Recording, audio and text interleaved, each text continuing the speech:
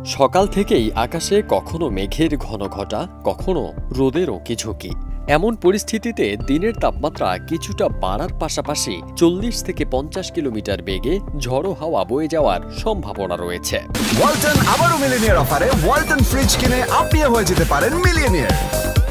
Millionaire ছড়াছড়ি দেশ জুড়ে, এটা শুধু ওয়ালটনই পারে।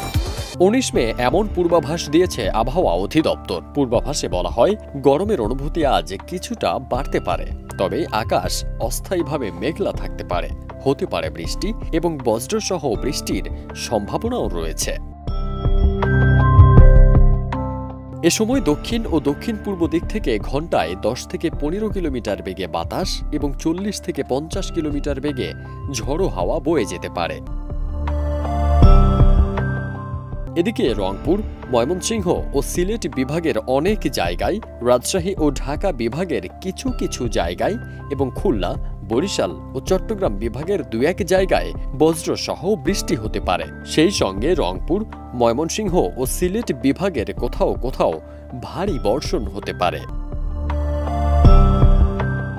এ সময় খুলনা, বরিশাল ও চট্টগ্রাম বিভাগে দিনের তাপমাত্রা 1 থেকে 2 ডিগ্রি সেলসিয়াস বৃদ্ধি পেতে পারে এবং দেশের অন্যান্য জায়গায় একই পরিস্থিতি বজায় থাকবে। সারা দেশে রাতের তাপমাত্রা প্রায় অপরিবর্তিত থাকতে পারে বলে জানিয়েছে আবহাওয়া অধিদপ্তর। ফারদিন সানি, দেশ রূপান্তর।